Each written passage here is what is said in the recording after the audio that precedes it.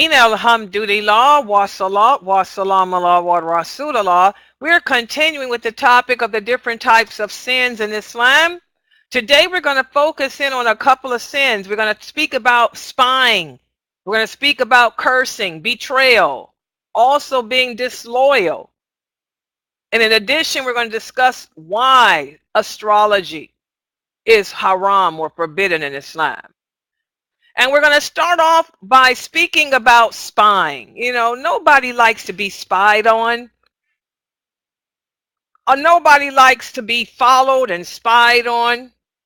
In fact, Allah commands us not to do this because Allah knows His creation better than we know ourselves. Allah says in the Quran, in the interpretation, the meaning, do not spy on each other. Also, the Prophet ﷺ said, he who spies on others who are talking and they hate that he does this, a melted piece of lead will be poured into that person's ears on the day of judgment. So that's the punishment. You know, you want to spy on other people's conversations. This is a problem. No one likes this. You see two people at work talking and you want to come in and eavesdrop. See what you can hear so you can take back and tell other people. This is haram. Or there's two sisters in a mosque speaking in private with each other. You want to eavesdrop. Or somebody is on the telephone talking. You want to eavesdrop on their conversation. Or even peeking out your window. Your neighbors are outside and you want to peek out your window to see what they're doing. This is all forbidden in Islam. You're infringing on other people's privacy. And Allah doesn't like that. And on the day of judgment, not only will you be punished in your grave, but on the day of judgment, you will have lead poured in your ears while you're being punished in that hellfire as well. So don't spy, guys. If no one has included you into their conversation, if no one has included you into what they're doing, mind your own business. And that brings us to the next sin, the sin of cursing. Cursing another person. I'm not talking about using profanity. I am speaking about cursing another Muslim. Calling another Muslim a kafir because you're angry. Telling another Muslim that he's going to be in a hellfire. The Prophet ﷺ said to curse another believer is the same as if you killed him. He said to insult a Muslim is iniquity and to fight him is blasphemy. Do not curse one another and do not issue Allah's curse on one another. Don't say to another person, for example, to go to hell. That's cursing. If you tell me to go to hell, you're mad. Go to hell, Layla. You just cursed me. I hope Allah punishes you. You just cursed me. Okay? You can't do this. Also, the Prophet ﷺ said, people who curse others will have no intercessors nor witnesses for them on the day of judgment. On the day of judgment, we're going to need all the people we can get to speak of the good things we've done in our lives. Well, if you were a person that cursed another Muslim, you went around telling other people to go to hell, other Muslims to go to hell, and you hope Allah punishes them and all that. I hope Allah takes your eyes away. I hope Allah do this to you and all of that. Then guess what? You're not going to have anyone to speak in your favor on the day of judgment. Also, the Prophet ﷺ said, if you are a friend, a true friend would never curse another person. If you are a friend to someone, you would never tell that friend to go to hell. You would never tell that friend that you hope Allah punishes them.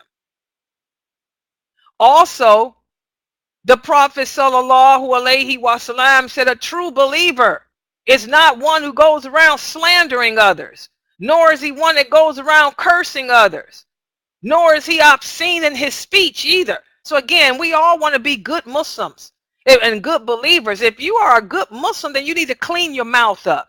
Don't go around cursing all the time with profanities, and don't go around damning people. We have to understand that whenever you curse something, be it an animal, be it a human being, Whenever you curse something, that curse, the words that you said, will go up towards paradise, and the doors of paradise will close against those words. And then those words will move to the right and move to the left, and then it will come back down to you, upon you. And if you are one deserving of being cursed, you'll be cursed. If you're not, guess what? It's going to go to your family, your children, your husband, whatever. A lot of Muslims say, oh, Sister Layla, bad things always happen to my family. I ask them, what have you done? Have you cursed anyone lately?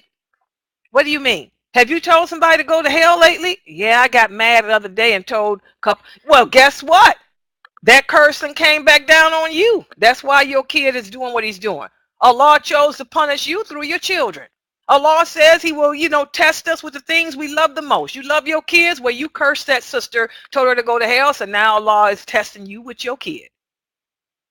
Again, you want to stop bad things from happening to you in your life, you better check yourself. Stop telling people to go to hell. Stop telling other Muslims you hope Allah punishes them. I hope you lose your job. I hope you lose your car. I hope you lose your wife. Stop that. The Prophet, and again, we can't even curse animals. The Prophet ﷺ saw a woman who was cursing her animal. She had a camel, and she was cursing that camel because the camel wouldn't move fast enough. The Prophet took the camel away from her and let the camel free. He said, there's no need in you to have that camel because you just cursed it. So again, we can't even curse an animal. You're mad at your cat. Do not say to your cat, oh, go to hell, or I wish you just die. I just wish you God just, do this, do that. Don't curse your animals. Don't curse any human beings. Don't go around cursing, period. Unless it's justified. Justified means, if you're being oppressed. The only time that Allah will listen to the curse that we put on others is if you're being oppressed. Like when the Prophet ﷺ was being oppressed by Abu Lahab and Abu Jahal and them. As he was praying, they threw camels, the camel dung and stuff all over him. He cursed them. Okay, and Allah listened to that, and they got their just due. So if you're being oppressed, if somebody is oppressing you, causing you harm, okay, Allah will hear the curses of people who are oppressed. But if you ain't got no reason, most of us are quick to say go to hell out of spite or out of just simple talk. No, don't do that, people. Don't do that. And that brings us to the next sin. And this is the sin of betrayal.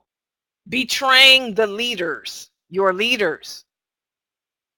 Allah says in the Quran, in the interpretation, the meaning, and fulfill every engagement, for it will be inquired about.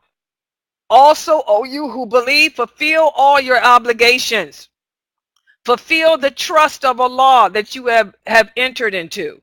Okay, if you have a leader that we're talking about the leader of the Muslims. We don't have one right now, the Caliphate.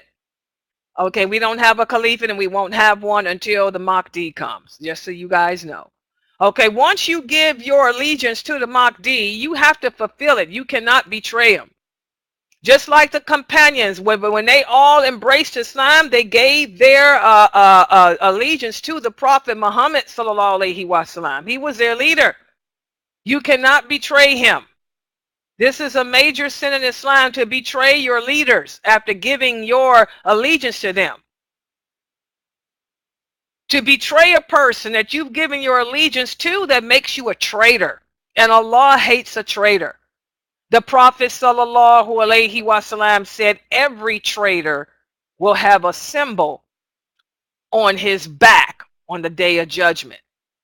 And that symbol is for betraying others. And there is nothing greater than betraying a leader or a king. Also, guys, in another hadith, the Prophet sallallahu alaihi wasallam said that Allah has said that there are three who he will not listen to on the day of judgment. One is a man who makes oaths and breaks it, and also a man who sets another one free and took his price unjustly. And another is a man who hires someone to work for him and does not pay him for the work he's done. So again, guys, betrayal. It falls in those three categories there. You know, you give your oath and you break it. You betray someone. You gave your oath of allegiance to me and now you want to betray me. You're going to have a symbol on your back on the day of judgment. So the whole nation, the whole creation will know that you were a betrayer. Okay, so again, guys, this is a horrific sin that we want to stay away from. And that brings us to the next sin for today. And this is something I have to remind Muslims about all the time. Astrology. The zodiac signs, the horoscope signs, Cancer, Pisces, all that, Aquarius. This falls in the same category with fortune telling, tarot card reading, and all of that. This stuff contradicts Tawheed. It contradicts the decree of Allah. Allah tells us in the Quran to stay away from these things. He says, do not pursue that which you have no knowledge of. Stay away from horoscope, astrology, fortune telling. Because only Allah has knowledge of the unseen. Only Allah knows what's going to happen to you and what your life will entail. Just because you were born on a certain day and you happen to be a certain zodiac sign does not mean that this is going to happen to you and that's going to happen to you. Only Allah knows what's going to happen to you. Only Allah knows if you'll even live to see another day. So we have to stay away from astrology, numerology, fortune telling, all of that stuff. Even out of fun, we don't do it. The Prophet sallallahu alaihi wasallam said, whoever asks a fortune teller or an astrologer something and believes what that person says, you have denied Islam. In other words, you're not even a Muslim anymore. You are a kafir. You're an unbeliever. Also, the Prophet sallallahu alaihi wasallam said, whoever goes to a fortune teller and asks him something and believes him and what he says, your prayers will not be accepted for 40 days and nights. So again, guys, stay away from astrology, fortune telling, and all of that nonsense. Tarot card reading, zodiac signs, numerology, even out of fun. If you do it out of fun, not believing it, your prayers are not going to be accepted. If you do believe it, you're going to be an unbeliever. And that brings us to the next sin for today, which is the sin of disloyalty. This is speaking about women whom a man is married to and cannot trust. You're afraid your wife is going to commit adultery. When Allah says in the Quran in the interpretation of meaning, as to those women on whose part you fear disloyalty and bad conduct, admonish them first, then refuse to share their bed, and then if they continue, then hit them lightly. He's talking about women who you can't trust. For example, your wife, you know that she doesn't wear hijab when you around. Soon as you leave to go out of town, she takes off her hijab and goes out in the public. You done told her about it. The first time she does it, you tell her to stop it. You tell her, no, you can't do this. You have to keep your hijab on. Stay in the house. But if she continues to do it a second time, then you say, okay, I'm not going to sleep with you. The third time, then you can hit her lightly, but it would be better if you divorce her. Because this is a woman that you can't trust. Okay, again, as a woman, you want to be a trustworthy woman. And I know women out there who do this. I know women out there who don't, when their husbands are not around, they not only don't wear hijab, they smoke cigarettes. I know some who drink, they party, they go out to clubs. Astaghfirullah, these are bad women. These are the type of women that Allah is speaking about in this verse of the Quran. These type of women should really be divorced. Also, guys, you have to understand that your husband has rights over you. The Prophet sallallahu alaihi wasallam said, if a man invites his wife to bed and she refuses and he becomes angry, the angels will curse her until the morning. So again, you have to realize that your husband has rights over you. If you don't want your husband to have that much control over you, then stay single. Don't get married. But you cannot sit around and say, oh, well, I don't care what my husband say. I'm going to go out to the clubs anyway because I like to go out. Your husband tell you he doesn't want you outside at nighttime. You don't care what he says. You're going to do it anyway. You're going to sneak out the house anyway because he's at work. These are disloyal women. These are women that can't be trusted, and Allah curses women like this. So if you are one of those types of women, you need to fear Allah and check yourself. The Prophet sallallahu alaihi wasallam even told us that when it comes to a voluntary fast, as a woman, we cannot even do voluntary fast without our husband's permission. Because again, these are the rights that our husband has over us. And also, if your husband tells you that he don't want certain people in his house, then you cannot let them in. For example, say your husband doesn't get along with your mother and father. If he tells you he don't want them in his house, you can't let them in, guys. This is a disloyal woman.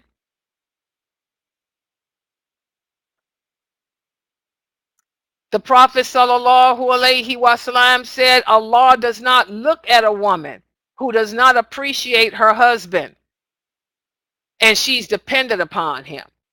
A lot of these Muslim women are dependent upon their husbands, but they don't appreciate them. They're quick to disobey them and do what their husbands don't like them to do. But if their husbands were to divorce them, these women have nothing to stand on. They wouldn't have no way to survive. These women will not even be looked at on the day of judgment by Allah. Guys, understand as a woman that your husband has certain rights over you, just like we have rights over him. He has to provide, he has to maintain, he has to protect, and all of that. Well, guess what? You have to obey him. As long as he's not telling you to do something that contradicts Islam, you have to obey him. If he tells you he doesn't want you going outside at nighttime, you have to obey him. If he tells you he doesn't want certain people in his house, you have to obey him. If he tells you he wants you to, to do such and such with him on the weekend, oh God, you obey him. These are the rights that he has over us. So thus, guys, these are some of the sins that we need to be made aware of. Again, women who are disloyal are cursed by Allah. Also, we have to remember to stay away from zodiac signs, horoscopes, astrology, tarot card reading. Also, do not go around betraying other people. If you have went into an agreement with others, don't betray them. If you have given your allegiance to someone, do not betray them. And also, don't allow anger to get the better of you and you end up cursing someone, another Muslim, telling another Muslim to go to hell. That means your husband, your wife. You mad at your wife, you're going to tell her to go to hell? You can't do that. Not even your cat, not even your fish. And finally, again, don't go around spying on other people, because Allah hates people who go around spying on others. So we'll stop right here for today. Tomorrow we'll continue by speaking about some more common sins. If you guys have any questions or comments, if there's something that you don't clearly understand, make sure you ask me now. So we'll stop right here. Subhanakallahumma wa bihamdika.